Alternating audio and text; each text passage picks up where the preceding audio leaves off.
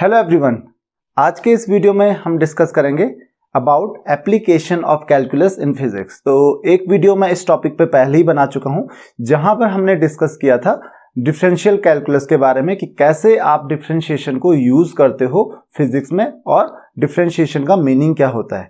आज हम बात करने वाले हैं इंटीग्रेशन की। तो इंटीग्रेशन को आप कैसे यूज करते हो, इंटीग्रेशन का मीनिंग क्या होता है और क्यों आप इंटीग्रेशन को यूज करते हो फिजिक्स में, आज हम इस टॉपिक के बारे में डिस्कस करेंगे।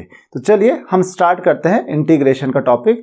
तो अगेन मैं यहां पर एक एग्जांपल लूंगा जिसकी हेल्प से आपको बहुत इजीली समझ में आ जाएगा। तो मान लेते हैं आपने एक फॉर्मूला पढ़ा होगा जैसे कि velocity equal to displacement by time, correct, displacement by time. अब अगर आप एक ग्राफ प्लॉट करते हो डिस्प्लेसमेंट बाय टाइम, अगर आप एक ग्राफ प्लॉट करते हो बिटवीन वेलोसिटी एंड टाइम, अगर आप वेलोसिटी और टाइम के बीच में ग्राफ प्लॉट करते हो और अगर कोई बॉडी कांस्टेंट वेलोसिटी से मूव कर रही है तो आप उसके लिए कुछ इस तरीके का ग्राफ प्लॉट करोगे। मान लेते हैं 0 से लेके और 10 सेकंड्स तक, 0 1 2 4 6 8 10 इस तरीके से ग्राफ प्लॉट किया आपने। तो ये वेलोसिटी क्योंकि कांस्टेंट है, मान लेते हो 5 मीटर पर सेकंड की स्पीड से मूव कर रही है, तो ये उसके लिए ग्राफ हो जाएगा। अब अगर आपको पूछा जाए कि डिस्प्लेसमेंट कितना होगा तो आप कहोगे displacement is equal to velocity into time, v into T, या इंटू लिखने की जरूरत ही नहीं आपको, v इंटू टी हो जाएगा, करेक्ट। अब अगर ग्राफ में आप देखोगे, ग्राफ की हेल्प से समझना इस चीज को बहुत इजी है। ग्राफ की हेल्प से देखोगे तो v कितना है, दिस इज v, करेक्ट, यानी कि v किस एक्सिस पे लिखा हुआ मैंने, y एक्सिस पे, और टाइम किस एक्सिस पे लिखा है मैंने, टाइम मैंने लिखा है x एक्सिस पे। तो v इंटू टी यानी कि वो हो गया इस रेक्टेंगल का एरिया। ये कौन सा रेक्टेंगल है, ये वो एरिया है जो वेलोसिटी टाइम ग्राफ में उस कर्व के नीचे, जो वेलोसिटी टाइम ग्राफ की जो लाइन है उस लाइन के नीचे और एक्स एक्सिस के बीच का जो एरिया आ रहा था वो आपका क्या हो गया, वही एरिया क्या हो गया, डिस्प्लेसमेंट हो गया, करेक्ट। यानी कि y एक्सिस पे जो क्वांटिटी आती है इनटू x एक्सिस पे जो क्वांटिटी आती है, अगर आप उसको मल्टीप्लाई करते हो तो उस केस में अगर आप ग्राफ प्लॉट करते हो तो जो एरिया आता है उस लाइन के नीचे, या कोई कर्व भी हो सकता है, कर्व के नीचे, वही क्या हो जाएगा आपका, दोनों का प्रोडक्ट हो जाएगा। जैसे यहाँ पे डिस्प्लेसमेंट क्या था, वेलोसिटी और टाइम का प्रोडक्ट था, तो वेलोसिटी इक्वल टू क्या हो गया, तो आप एक ग्राफ प्लॉट करोगे, वेलोसिटी यहाँ पे आपने बनाया टाइम, और इस कर्व का जो एरिया होगा, यहाँ पे कर्व तो है नहीं, यहाँ पे स्ट्रेट लाइन है, करेक्ट, तो यहाँ पर इस लाइन के नीचे और एक्स एक्स के बीच में जितना भी एरिया आता है ये एरिया आपने कैलकुलेट कर लिया और आपने इसी को क्या बोला, डिस्प्लेसमेंट बोला।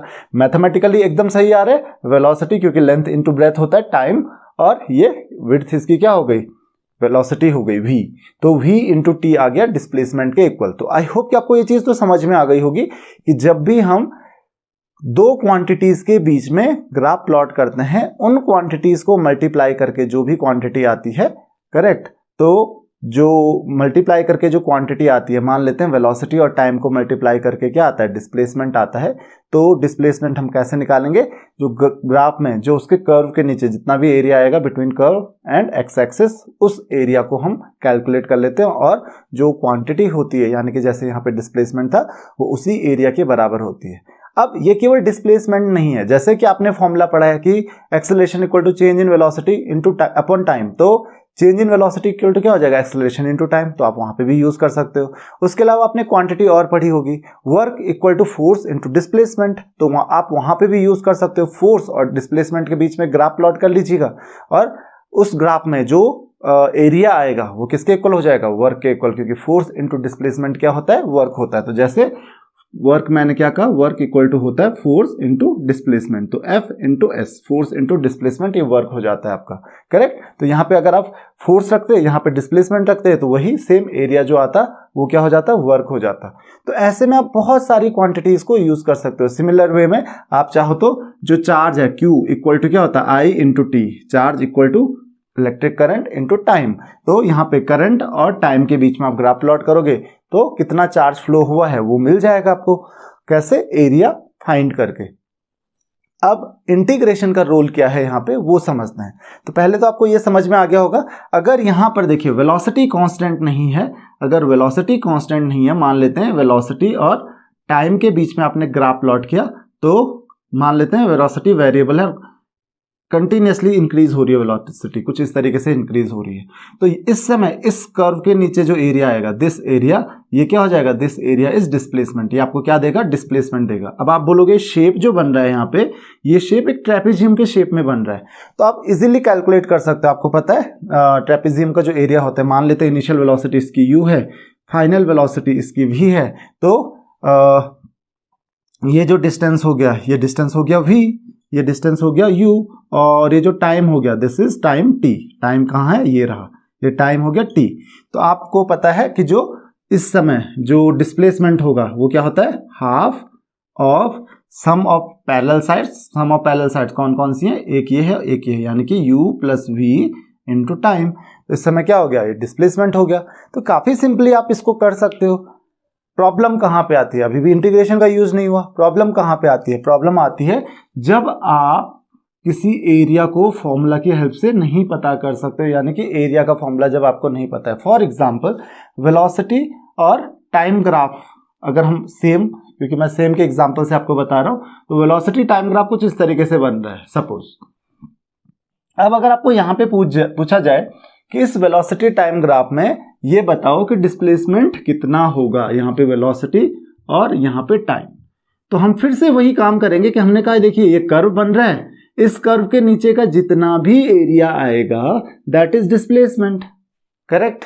लेकिन यहां पर एक प्रॉब्लम है। प्रॉब्लम ये है कि ये शेप क्या है, मुझे तो यही नहीं पता है, ना मुझे शेप का पता है कि शेप कैसा बन रहा है, और जब मुझे शेप का ही नहीं पता तो मैं उसका एरिया कैसे कैलकुलेट करूंगा, क्योंकि मुझे एरिया का तो फॉर्मूला ही नहीं पता होगा जब मुझे शेप ही नहीं पता है। तो यहां पर एक बहुत बड़ी प्रॉब्लम आ जाती है कि मैं यहां पर सिंपली एरिया नहीं कैलकुलेट कर सकता, एरिया कैलकुलेट करना बहुत डिफिकल्ट हो जाएगा मेरे लिए। जब मैं एरिया कैलकुलेट कर लूंगा तो मुझे डिस्प्लेसमेंट भी मिल जाएगा, यानी कि जो भी ये एरिया आएगा वही डिस्प्लेसमेंट होगा, तो डिस्प्लेसमेंट भी मिल जाएगा आपको। लेकिन प्रॉब्लम क्या है, एरिया कैलकुलेट करना। अब इंटीग्रेशन का यहां पे यूज होता है। तो इंटीग्रेशन का यूज क्या है, इंटीग्रेशन का यही एप्लीकेशन है कि इस एरिया को कैलकुलेट करना, और इस एरिया को कैलकुलेट करने की हेल्प से, मतलब क्योंकि आप इस एरिया को कैलकुलेट कर सकते हो तो आपको पता है यहाँ पे डिस्प्लेसमेंट मिलता है, जैसे यहाँ पे वर्क मिलता है। फोर्स और डिस्प्लेसमेंट के बीच में अगर ग्राफ प्लॉट करते तो वर्क मिलता, तो उस केस में आपको वर्क मिल जाता। अगर चार्ज और टाइम के बीच में करते तो आपको करंट और टाइम के बीच में ग्राफ प्लॉट करते तो आपको चार्ज मिल जाता, तो वो एरिया किसके बराबर होता है उस केस में, चार्ज के बराबर। अगर फोर्स और डिस्प्लेसमेंट के बीच में करते तो वो एरिया किसके बराबर हो जाता, वो एरिया हो जाता वर्क के बराबर। लेकिन प्रॉब्लम क्या है, प्रॉब्लम यही तो है कि वो एरिया नहीं मिल रहा है, क्योंकि मुझे फॉर्मूला ही नहीं पता है कि कहां से मैं कैसे इस एरिया को कैलकुलेट करूंगा।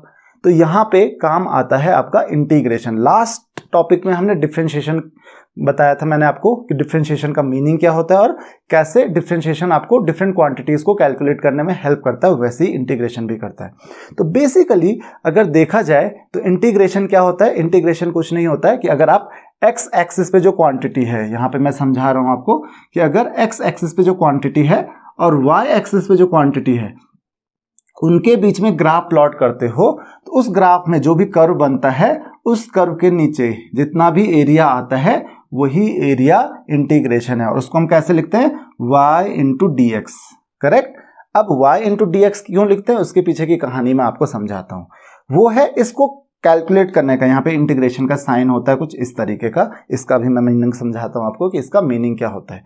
अब देखिए इंटीग्रेट का मतलब क्या होता है एक्चुअल में, मीन्स जो मीनिंग है इंटीग्रेट करने का मतलब क्या होता है, किसी चीज को कंबाइन करना, जोड़ना।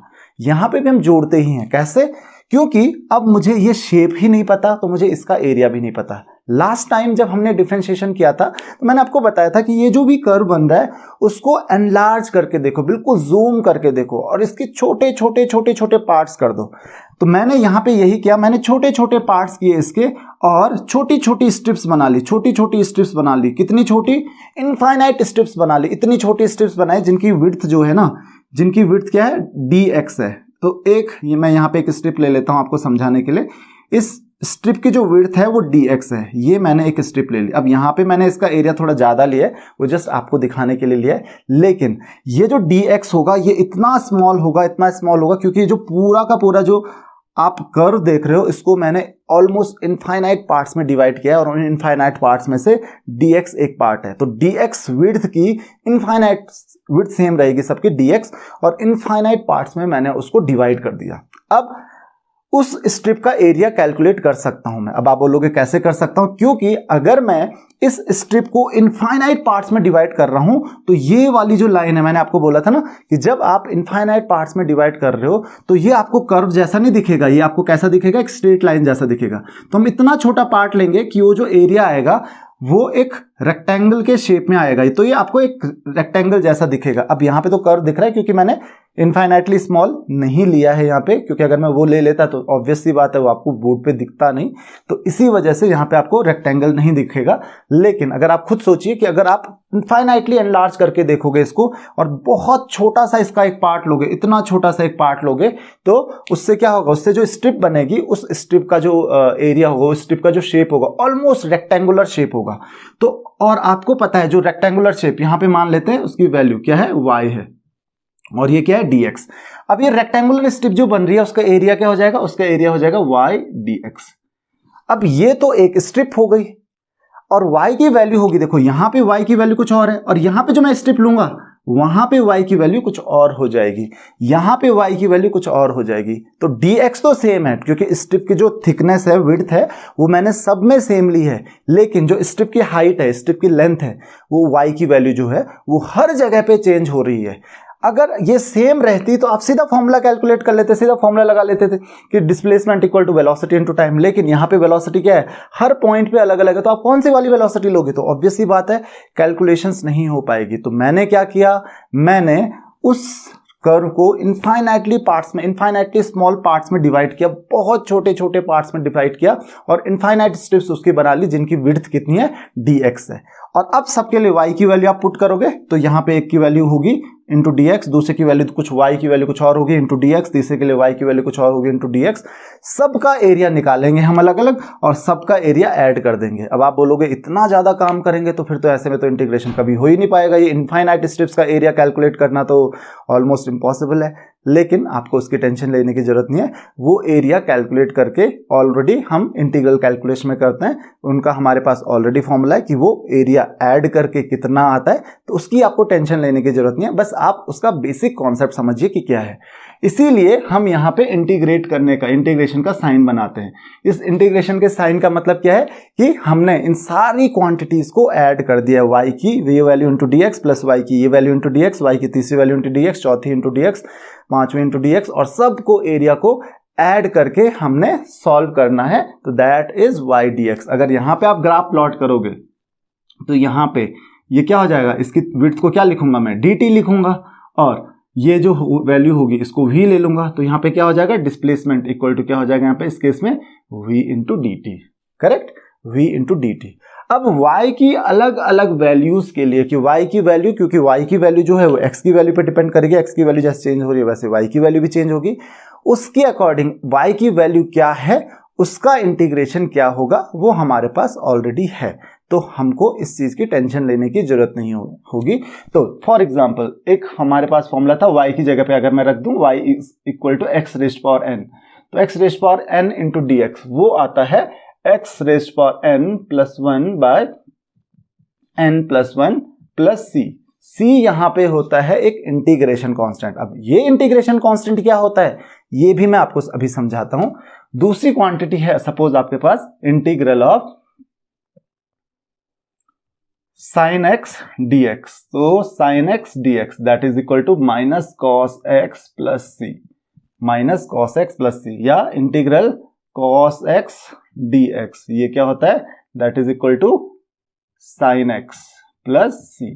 तो ये कुछ इंटीग्रेशन है, करेक्ट। यहां पे आपको एक चीज क्लियरली पता चल रही होगी कि जो n प्लस 1 है, यहां पे आपको क्लियरली दिख रहा होगा n प्लस 1 है, यहाँ पे n की वैल्यू क्या नहीं हो सकती, माइनस 1 नहीं हो सकती, क्योंकि माइनस 1 होगी तो ये वैलिड नहीं होगा। So n can not be equal to 0, यानी कि अगर x की वैल्यू माइनस 1 हुई, n की वैल्यू माइनस 1 हुई, तो x raised power minus 1 that is 1 by x, तो उसका इंटीग्रल अलग से होता है। 1 बाई एक्स का जो इंटीग्रेशन होता है उसके लिए ये फॉर्मूला एप्लीकेबल नहीं है, और उसका इंटीग्रेशन होता है log x प्लस सी। अब आप एक चीज देख रहे होंगे कि ये प्लस सी हर जगह पे आ जा रहा है, दैट इज इंटीग्रेशन कांस्टेंट। अब इस इंटीग्रेशन कांस्टेंट का मतलब क्या होता है, तो आपको मैंने लास्ट टाइम बताया था डेरिवेटिव्स।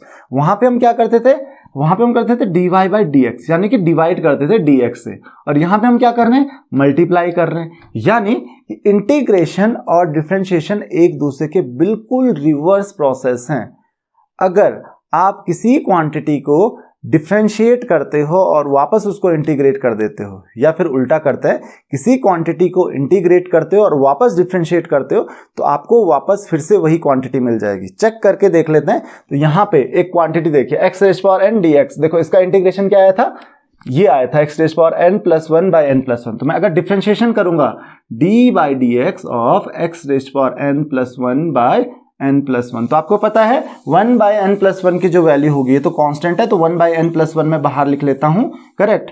और डिफरेंशिएशन किसका होगा, d by dx of x rays power n plus 1। और आपको डिफरेंशिएशन का फॉर्मूला पता है कि x रेज़ पावर n का डिफरेंशिएशन क्या होता है, दैट इज n, यहाँ पे n की जगह पे n प्लस 1 है, तो बाहर आ जाएगा n plus 1 into x rays power n minus 1, तो n प्लस 1 माइनस 1 हो जाएगा। डिनोमिनेटर में आपके पास ऑलरेडी n प्लस 1 ऑलरेडी है पहले से, तो ये n प्लस 1 कैंसिल हो जाएगा, प्लस c है, तो c का इंटीग्रेशन c का क्या होता है डिफरेंशिएशन कांस्टेंट का, 0 हो जाता है। तो यहाँ पे क्या हो जाएगा, x रेज़ पावर n आपका आंसर आ गया। अब आप सोचोगे कि ये कांस्टेंट क्यों आया, तो कांस्टेंट को समझाने के लिए मैंने आपको बोला कि जो इंटीग्रेशन होता है, इंटीग्रेशन को हम एंटी डेरिवेटिव भी कहते हैं। एंटी डेरिवेटिव मतलब डिफरेंशिएशन का उल्टा। अगर किसी क्वांटिटी को आपने इंटीग्रेट किया फिर वापस डिफरेंशिएट किया, या फिर उल्टा किया, किसी क्वांटिटी को डिफरेंशिएट किया और फिर वापस इंटीग्रेट कर लिया, तो आपको सेम क्वांटिटी मिल जाती है। लेकिन प्रॉब्लम होती है कांस्टेंट की। कांस्टेंट का आपको पता है, कांस्टेंट का जो डेरिवेटिव होता है वो 0 होता है। अब मान लेते हैं इस क्वांटिटी में +5 भी होता, सपोज इसमें +5 भी होता, 5 का डिफरेंशिएशन तो 0 आ गया, करेक्ट, और यहां पे x rays power n plus 0 हो जाएगा। अब अगर मैं इस क्वांटिटी को इंटीग्रेट करूंगा, तो क्वांटिटी को इंटीग्रेट करके x rays power n plus 1 by n plus 1 आएगा। ये कांस्टेंट 5 कहां गया, कांस्टेंट 5 तो मुझे कभी मिलेगा ही नहीं। इसी वजह से हमको ये ध्यान देना होता है कि जब भी हम किसी क्वांटिटी को इंटीग्रेट करते हैं तो एक कांस्टेंट वहां पे आना चाहिए। अब आप बोलोगे अगर 5 ना रहा हो, यहाँ पे 0 रहा हो, तो वो कांस्टेंट 0 भी हो सकता है, उसकी वैल्यू कुछ भी हो सकती है, ताकि जब आप उसको डिफरेंशिएट करो तो उसकी वैल्यू 0 हो जाती है। लेकिन जब आप उसको वापस इंटीग्रेट करोगे तो वापस वो वैल्यू 5 नहीं मिलेगी आपको। तो इसीलिए हमको एज्यूम करके चलना पड़ता है कि हमारे पास एक कांस्टेंट रहा होगा। उस कांस्टेंट की वैल्यू कुछ भी हो सकती है, 0 भी हो सकती है, 1 भी हो सकती है, कुछ भी हो सकती है, वो डिपेंड करता है कंडीशन पे। लेकिन हमको एक एज्यूम करके चलना पड़ता है कि अगर मैं इस क्वांटिटी को डिफरेंशिएट करता तो कांस्टेंट अगर इसमें रहा होगा तो उस कांस्टेंट का डिफरेंशिएशन तो 0 हो जाएगा, और अगर मैं वापस उसको इंटीग्रेशन करूंगा उसका, तो फिर वापस में मुझे वो कांस्टेंट टर्म मिल नहीं पाएगी। तो इसीलिए मुझे एज्यूम करके चलना पड़ेगा कि यहाँ पे जरूर एक कांस्टेंट टर्म रही होगी। तो आई होप कि आपको ये चीज समझ में आ गई होगी कि इसका मीनिंग क्या हुआ। नाउ हमारे पास ये जो वैल्यू है x रेज़ पावर n, ये वापस देखिए मिल गई, जिसका मैंने इंटीग्रेट किया, करेक्ट, ये आया, फिर उसको डिफरेंशिएट किया तो फिर वापस आपको x रेज़ पावर n मिल गया। तो इंटीग्रेशन और डिफरेंशिएशन दोनों एक दूसरे के रिवर्स प्रोसेस होते हैं, इसीलिए इंटीग्रेशन को एंटी डेरिवेटिव भी कहा जाता है। तो आई होप कि आपको ये चीज समझ में आ गई होगी कि इंटीग्रेशन का मीनिंग क्या है। तो अगर आपको कभी भी ये समझना है कि इंटीग्रेशन का मीनिंग क्या है, इंटीग्रेशन का मीनिंग बड़ा सिंपल है कि जब भी आप दो क्वांटिटीज के बीच में ग्राफ प्लॉट करते हो तो उस ग्राफ में, उस कर्व में, जो उस कर्व के नीचे का एरिया आता है under the curve between positive x axis और कर्व के नीचे का जो एरिया आता है, दैट इज कॉल्ड इंटीग्रेशन। वही उस क्वांटिटी का इंटीग्रेशन है, बाकी उसके अलावा कुछ भी नहीं है। तो आप एरिया कैलकुलेट करने के लिए ही इंटीग्रेट करते हो। और अगर ये एरिया आपके किसी काम का है, जैसे यहाँ पे था फोर्स, अगर मैंने यहाँ पे फोर्स लिखा, यहाँ पे डिस्प्लेसमेंट लिखा, यहाँ पे फोर्स लिखा, यहाँ पे डिस्प्लेसमेंट लिखा, तो यहाँ पे एरिया आपका आ जाएगा कौन, वर्क। उसी तरीके से यहाँ पे करंट लिखा, यहाँ पे टाइम लिखा, तो एरिया जो होगा वो क्या बता के देगा आपको, Q, यानी कि चार्ज। इस तरीके से आप बहुत इजीली इन क्वांटिटीज को कैलकुलेट कर सकते हो, फिजिक्स में इन क्वांटिटीज को यूज कर सकते हो। देखो कि उसका प्रोडक्ट करके आ क्या रहा है, जो क्वांटिटी आ रही है वही इंटीग्रेशन है। और यूज क्यों करना है, क्योंकि आपको ये तो पता चल गया कि dt एक स्मॉल क्वांटिटी है, लेकिन यहाँ पे अगर फोर्स कांस्टेंट नहीं रहा या करंट कांस्टेंट नहीं रहा, तो करंट की वैल्यू फिक्स तो है नहीं, फोर्स की वैल्यू फिक्स तो है नहीं, यहाँ पे वेलोसिटी की वैल्यू फिक्स तो है नहीं। तो फिक्स, जब वैल्यू फिक्स ही नहीं है तो मल्टीप्लाई कहाँ से करोगे आप, और मल्टीप्लाई नहीं कर पाएंगे तो एरिया कहाँ से मिलेगा, इसीलिए हम इंटीग्रेट करते हैं ताकि वहां से वो एरिया कैलकुलेट हो जाए, और वो एरिया हम इंटीग्रेशन के फॉर्मूलों की हेल्प से कैलकुलेट कर लेते हैं बहुत इजीली। तो आई होप कि आपको ये चीज समझ में आ गई होगी, और अगर नहीं आई तो हम एक एग्जांपल की हेल्प से समझ लेते हैं, वेलोसिटी टाइम की ही एग्जांपल की हेल्प से समझते हैं हम लोग। तो मान लेते हैं आपको डिस्प्लेसमेंट कैलकुलेट करना है, आपको वेलोसिटी दे रखी है, velocity depends on time, velocity equal to दे रखा है 3t + 5 मीटर पर सेकेंड वेलोसिटी है किसी चीज की, और आपको बोला गया है कि इनिशियल जो पोजीशन है, इनिशियल पोजीशन है दैट इज x, वो है 2 मीटर। इनिशियल पोजीशन क्या दे रखिए, 2 मीटर। इनिशियल पोजीशन का मतलब क्या, व्हेन टाइम इक्वल टू 0, तो at t equal to 0 x equal to कितना है 2 मीटर, तो वो x इक्वल टू 2 मीटर कब है, व्हेन t इक्वल टू क्या है 0 है, यानी कि टाइम 0 है। टाइम यहाँ पे सेकंड में है, t इन सेकंड, टाइम किस में दे रखा है, सेकंड में। वेलोसिटी ये दे रखी है। अब आपको पूछा गया कि what will be the displacement in 5 seconds, 5 second में डिस्प्लेसमेंट क्या होगा। अभी एक और चीज आपको बतानी रह गई है इसमें, तो 5 सेकंड में हम डिस्प्लेसमेंट कैसे निकालेंगे। तो हम क्या करते हैं, ये जो इंटीग्रेशन के आपके पास फॉर्मूले आते हैं इनको हम कहते हैं इनडेफिनेट, जो इंटीग्रल है इनको हम कहते हैं इनडेफिनेट इंटीग्रल, क्योंकि यहाँ पे लिमिट नहीं है, यानी कि जो dx की वैल्यू है वो dx की वैल्यू कितनी लेनी है, कहां से कहां तक लेनी है। मैंने क्या बोला, dx की तो बहुत सारी स्टेप्स होंगी, कितनी, इनफाइनाइट, और कहां से कहां तक होंगी वो नहीं होती है। लेकिन अगर मुझे बोला गया है कि calculate the displacement between from in 5 second, या calculate the displacement in 5 second, या फिर what is the position in 5 second, तो मेरे को दोनों चीज पता करनी है, position at x equal to 5 and displacement in 5 second, displacement in 5 second। तो उसके लिए मैं क्या करूंगा, अगर मुझे केवल डिस्प्लेसमेंट कैलकुलेट करना है तो मुझे फिर इसकी जरूरत नहीं पड़ती, लेकिन अगर मुझे पोजीशन कैलकुलेट करना है तो इसकी जरूरत पड़ेगी। क्यों, डिस्प्लेसमेंट के लिए मैं क्या करूंगा, डिस्प्लेसमेंट इक्वल टू क्या होता है, integration of v into dt, correct. तो डिस्प्लेसमेंट क्या हो जाएगा, अब इसमें मैं लिमिट पुट कर लूंगा, कहां से कहां तक, 5 सेकंड बोला है तो 0 से लेके 5 सेकंड तक की लिमिट पुट कर लूंगा, और यहां पे आपका आंसर क्या आ जाएगा, यहां पे आपका आंसर आ जाएगा 3t + 5 का इंटीग्रेशन करना है इंटू dt।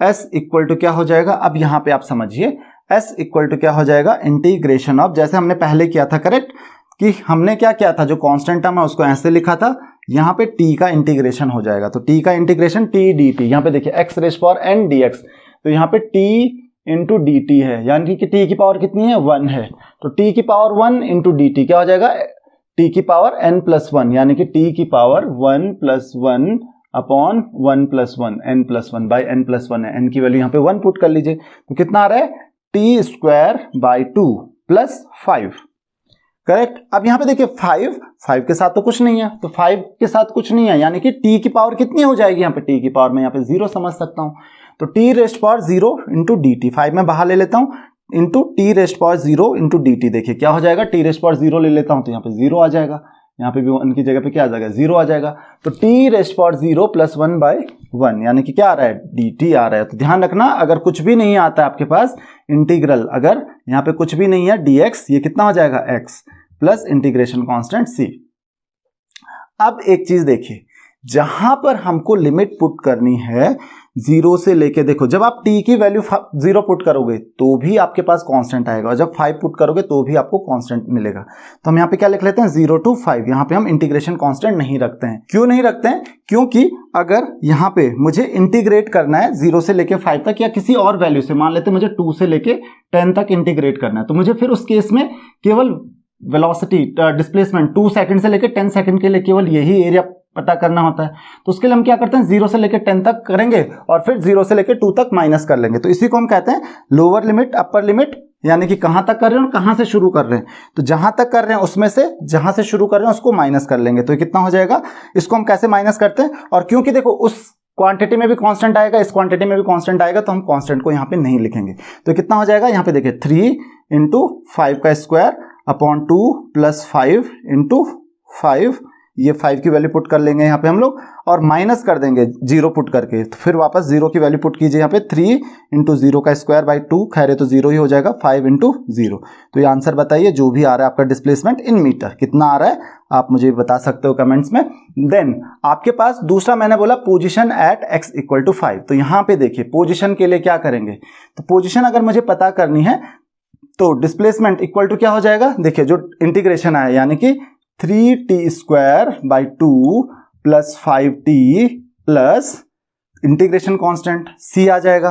तो x इक्वल टू कितना हो जाएगा, क्योंकि पोजीशन ये तो आपको पोजीशन ही देता है ना, तो x इक्वल टू हम क्या करेंगे, इस इंटीग्रेशन कांस्टेंट की जो वैल्यू है उसको कैलकुलेट करने के लिए किसी कंडीशन को यूज करेंगे जो कि दे रखी हमको, that at t equal to 0, जब टाइम 0 है तो x इक्वल टू 2 है, तो यहाँ पे वैल्यू पुट कर लेते हैं 2 इक्वल टू 3 इंटू 0 का square by 2 plus 5 into 0 plus c, और यहाँ पे मुझे c की वैल्यू मिल गई 2, और इस c की वैल्यू इस इक्वेशन में वापस रख लेंगे, तो पोजीशन किसी भी टाइम पे आपको मिल जाएगी 3t square by 2 plus 5t plus c। तो पोजीशन क्या हो गई, c की वैल्यू क्या है 2 हो गई मीटर, ये पोजीशन हो गई।